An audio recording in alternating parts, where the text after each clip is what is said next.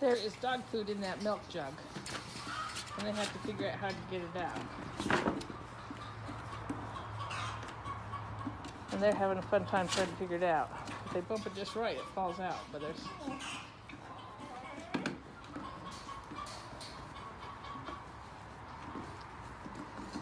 They're like, how do you get it out of there? Good city. Good boy. For a second.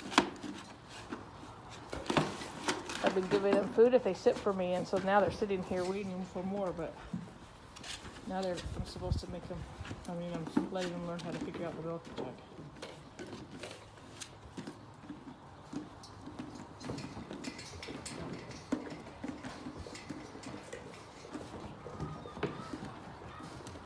There's some getting a drink of water. They have 2 water bowls. It looks like the first one that they're drinking out is almost empty.